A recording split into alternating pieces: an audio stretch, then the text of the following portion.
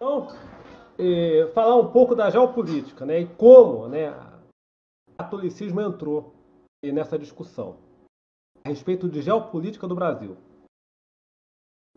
E nós devemos levar em conta que a década de 20 foi também marcada pela introdução de algumas influências nas fileiras do Exército.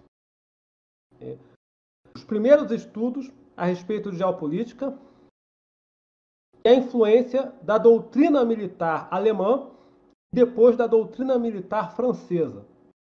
Isso tudo ainda durante a República Velha.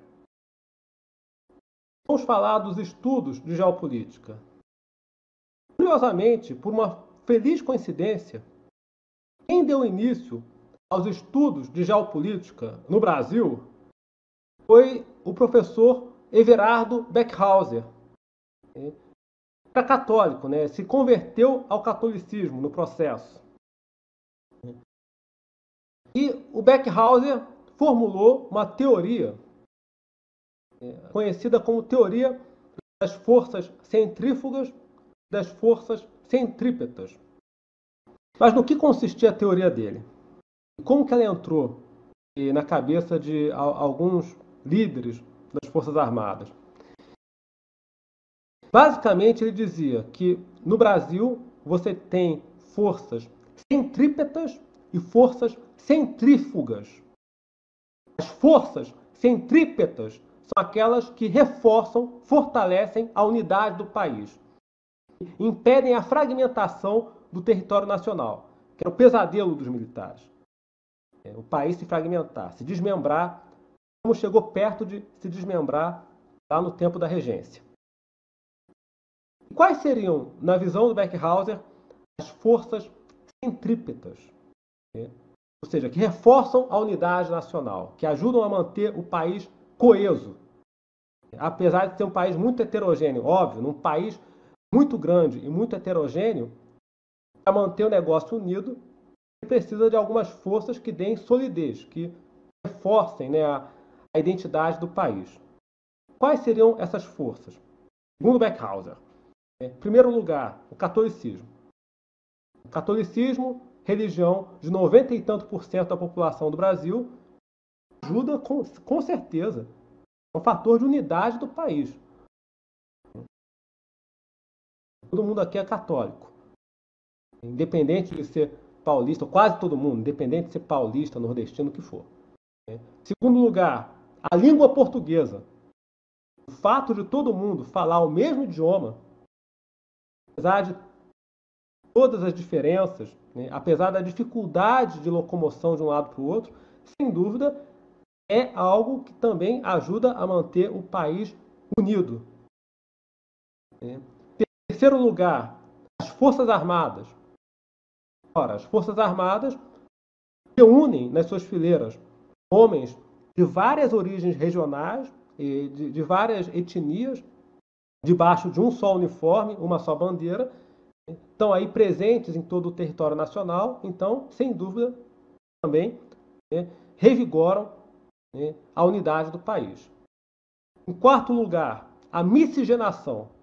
O fato do nosso país ter um povo miscigenado ajuda a atenuar as diferenças, evita a formação de quistos, né, étnicos, raciais, né, blocos. Né, daí vem a implicância dos militares com as comunidades alemãs lá no sul, né, o pessoal que não se misturava, não se deixava absorver.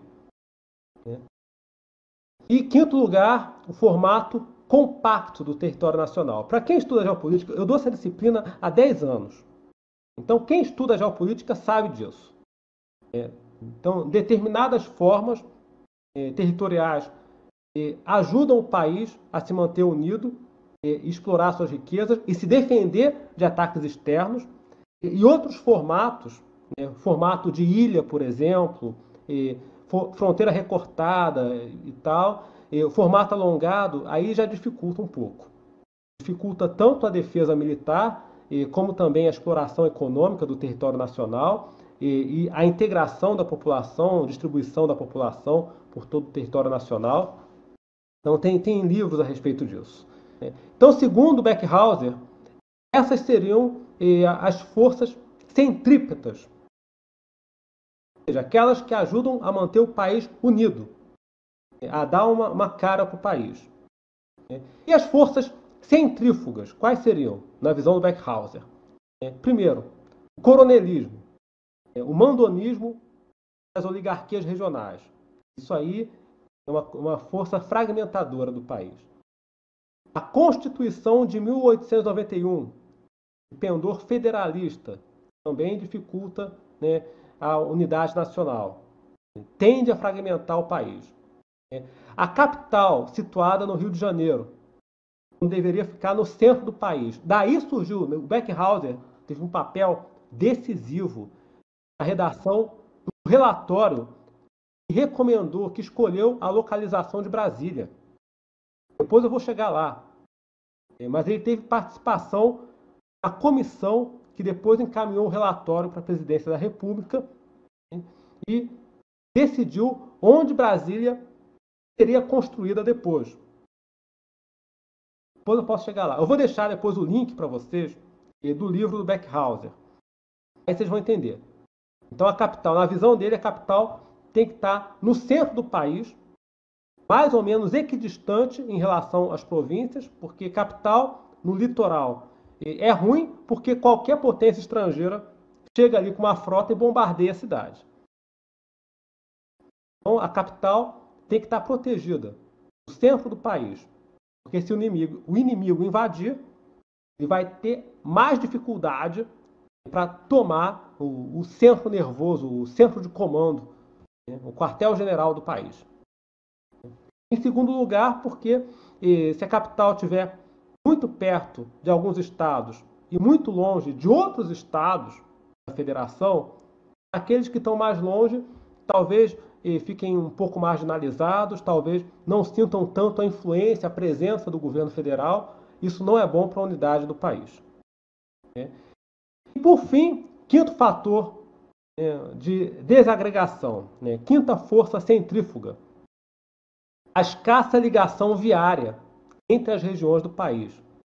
Se a gente quiser realmente ter um país coeso, unido, sem risco de separatismo, então nós precisamos vertebrar essa nação com uma malha ferroviária, rodoviária, fluvial, que facilite a circulação de pessoas, a migração de investimentos, enfim, em direção ao interior, em direção às fronteiras. Então ele vai bolar essa teoria, vai dar palestra a respeito disso, e isso daí vai entrar nos quartéis. As ideias vão ser acolhidas em alguns segmentos do Exército. Tanto é que o Beckhauser depois se tornou professor do Instituto Geográfico Militar, antecessor, que hoje é parte do Instituto Militar de Engenharia, e dava palestra na Escola de Comando do Estado-Maior. Ele fez essa ponte. O Beckhauser ele fez essa ponte com algumas lideranças do Exército.